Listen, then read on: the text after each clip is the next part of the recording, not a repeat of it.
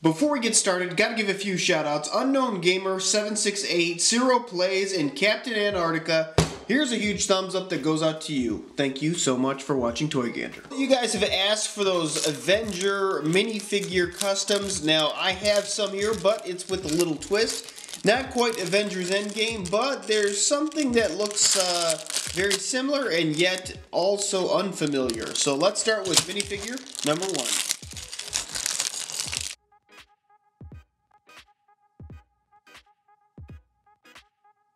Now this is obviously Spider-Ham, aka Peter Porker, aka Pig Spider-Man.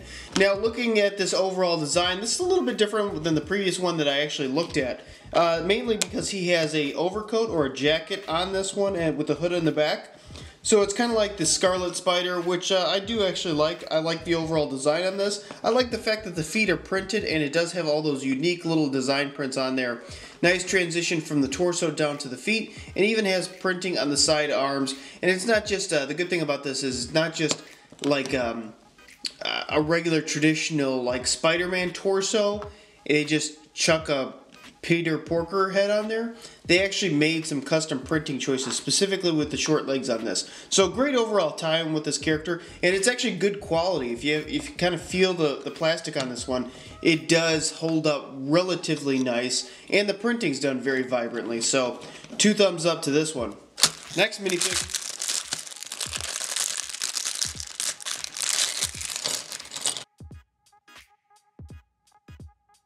So very similar design, although completely different overall printing on this character. So this might be familiar as Peter Porker, but this is a different Peter Porker, like a different Spider-Pig verse. This is Miles Morales' version of the Peter Porker or Spider-Ham, and I really like this one. This actually looks really cool. Same overall concept as the other one, although it does have different printing, different colorations, and even different designs for the feet. It's just not a palette swap, which I do appreciate. So great overall design. I think if there's one thing that I could say I would love to see, maybe incorporate that Spider-Ham logo in the front center there. You know, but besides that, just a fantastic print and very, very colorful, which you don't always see. Even the bottom footprint almost looks dual molded. That's how bright and vibrant it is. So, and then you usually don't get that, especially when you're going from black to red. And the red on here shows up really nice. So they must have went over it a few times. And it definitely shows that this brand actually has more care. This one's KOPF, and they're hit or miss, but this one I would definitely say has hit it out of the park. Next minifig.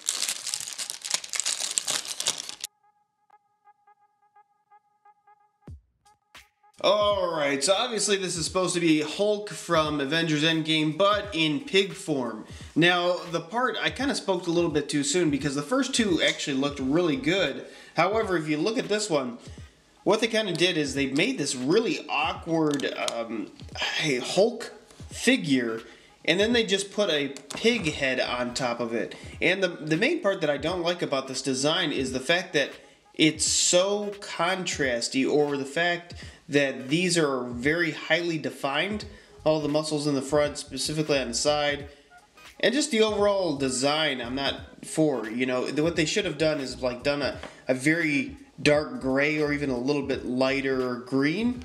And I think it would have showed up a lot better. But right, it just looks a bit off. And it's definitely not something that translates directly into Lego form. The other thing is they included this hammer. And I don't know why. It doesn't make much sense. And then the overall, you know, look of the Hulk Peter Pig, or whatever his name is, looks just bad. He just looks confused in the overall face area. Next minifig.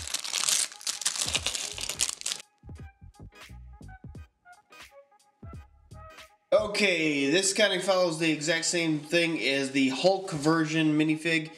This one's Wolverine, and I think basically from the torso on down looks okay. But it does show up pretty bad as far as the yellow. The yellow is really dark, and it does come off a little bit chipped on the sides and the back.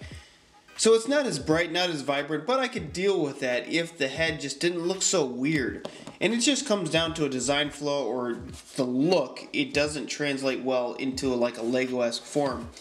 It just seems like the eyes are too high up on the head, and it just doesn't quite fit the actual character. This does not look like Wolverine or a pig version of Wolverine. So I'm not sold, and he does have taller legs, so it really doesn't lend well to the character. So not a big fan. Same thing as the Hulk. This one definitely would say like a C, C+ maybe. Next minifig.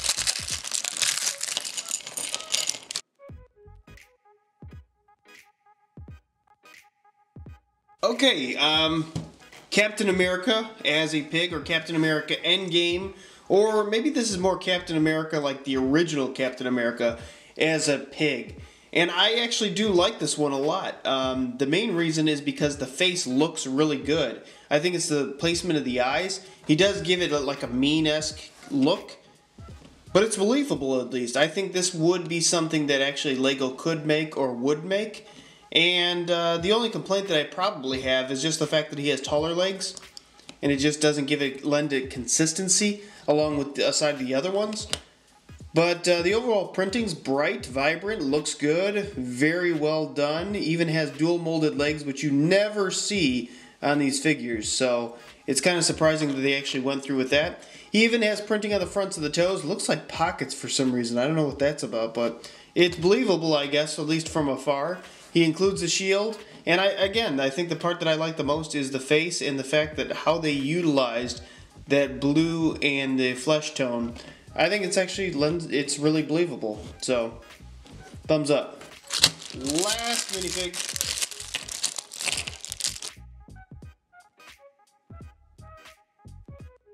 Okay, this is a Venom version, and I forget, this guy actually has a name. He's within the comics, and I forget what his name is. But that'll be the challenge for this week. Let me know who this character is and put it in the comments below, and I'll give you guys a shout out in the next video I do. But the overall printing design is actually pretty nice. I do like this. I do like the look of him. But I don't think it actually lends itself perfectly to this character. And I say that because he has, number one, the tall legs, kind of like the other past three. And he has like a boot print.